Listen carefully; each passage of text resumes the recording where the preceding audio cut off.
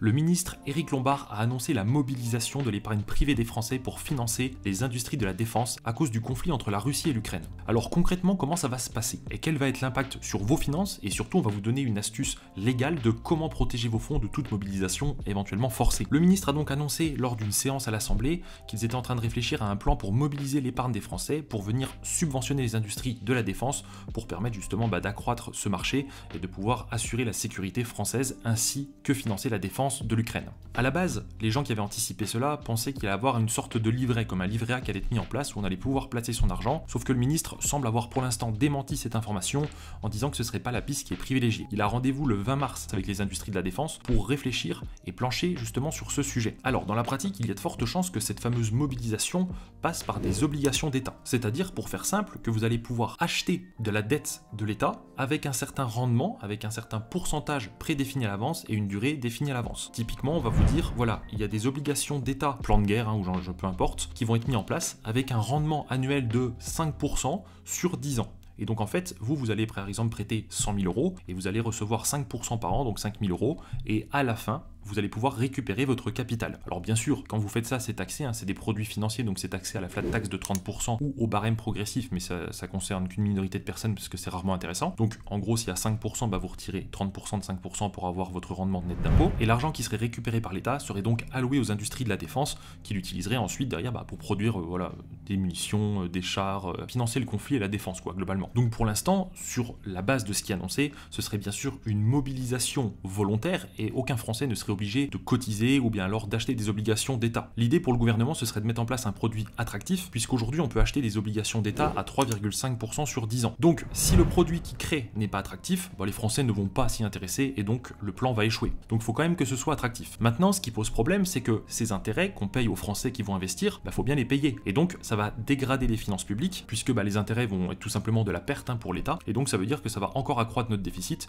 donc on va encore devoir emprunter plus pour financer, et donc ça va alourdir tout simplement les intérêts de la dette qu'on paye déjà très cher chaque année. Donc l'un dans l'autre, même si on dit qu'on ne veut pas alourdir le déficit de la France pour ce fameux conflit, et bien dans tous les cas, quand on doit financer quelque chose, forcément on le paye. Donc pour ça, soit il y aura des nouvelles coupes budgétaires par la suite, soit il y aura une hausse des impôts. Bon, ils se sont dit non favorables à une hausse des impôts, donc logiquement ce serait une coupe budgétaire, si bien évidemment ils respectent ce qu'ils disent, chose qui n'est absolument pas sûre. Du coup, pour savoir si ça va être pertinent ou non de participer à ce fameux plan, il faut attendre de voir le produit qu'ils proposent et comment c'est fait. Si c'est des obligations d'État, en théorie, c'est des produits qui sont sécurisés puisque les États ne peuvent très difficilement en tout cas faire faillite dans la théorie. Et la France fait encore partie des États qui sont parmi les mieux notés en termes de sécurité pour emprunter. Ça s'est dégradé récemment à cause de notre mauvaise gestion du déficit et de l'instabilité qu'il y a eu en France ces derniers temps par les agences de notation, mais on reste quand même assez bien placé. Donc sur le papier, c'est un produit qui est sécurisé. Maintenant, la grande question que les gens se posent, c'est de se dire, si le conflit dérape, si finalement ça coûte beaucoup plus cher, si finalement il y a une guerre qui explose ou quoi que ce soit,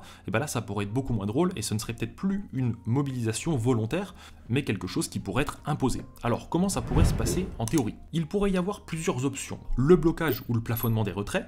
Donc en gros, l'État pourrait décider de bloquer ou de plafonner temporairement les retraits d'argent sur certains produits d'épargne, livret A, LDD, assurance vie domiciliée en France. Donc concrètement, les épargnants pourraient se retrouver dans l'incapacité d'accéder librement à toute leur épargne ou leur épargne au-delà d'un certain montant ou délai. Il pourrait y avoir des prélèvements forcés avec des ponctions exceptionnelles. Donc là, ce serait la mise en place d'une taxe exceptionnelle et unique sur les dépôts bancaires, contrats d'assurance vie français, compte titres ou autres instruments financiers qui sont domiciliés en France. En 3, on pourrait avoir une transformation des actifs en obligations d'État. Donc l'État pourrait obliger les banques ou assureurs français à convertir une partie de l'épargne liquide en obligations souveraines émises spécifiquement pour financer la guerre. Les épargnants recevraient en contrepartie des titres de dette publique remboursables à très long terme et du coup avec des rendements faibles ou nuls, surtout si c'est forcé. Ils vont pas s'embêter à faire des produits rentables si c'est quelque chose qui est forcé. Et en 4, on pourrait avoir un contrôle strict des capitaux. Donc l'État pourrait instaurer un contrôle des capitaux empêchant ou limitant fortement la sortie des fonds du territoire. Le transfert par exemple vers des comptes étrangers serait temporairement bloqué. Alors quelle solution vous avez pour anticiper ces scénarios qui sont peut-être un peu alarmistes, mais vu le monde dans lequel on vit et vu la situation actuelle, on se dit que en fait on sait vraiment pas de quoi demain est fait, et l'option que vous avez, c'est tout simplement de placer vos fonds au Luxembourg dès aujourd'hui. Alors pas besoin d'être fiscaliste ou d'avoir des sociétés ou quoi que ce soit, c'est extrêmement simple.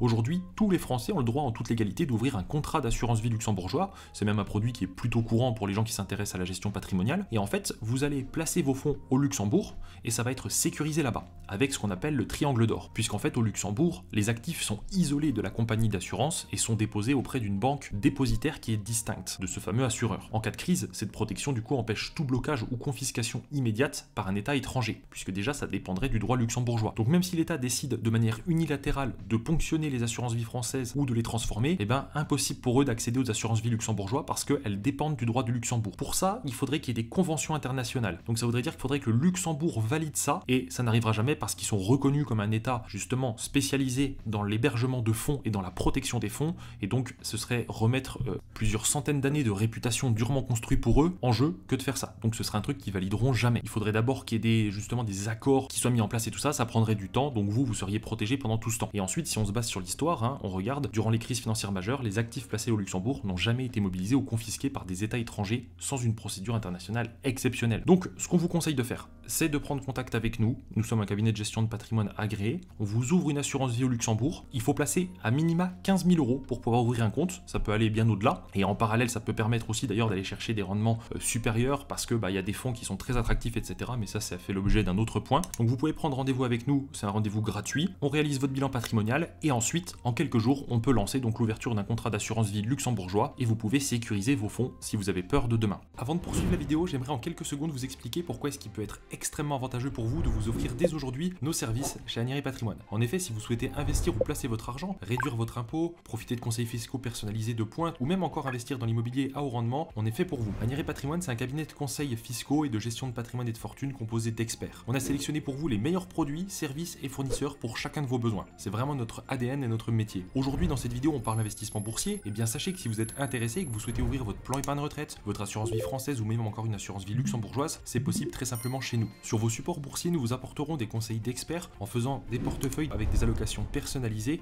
qui répondent à vos besoins et à votre profil d'investisseur. On peut également vous gérer vos portefeuilles avec des gestions à horizon qui sont ultra performantes ou encore des portefeuilles par thématique, par exemple technologie, transition écologique, intelligence artificielle, etc.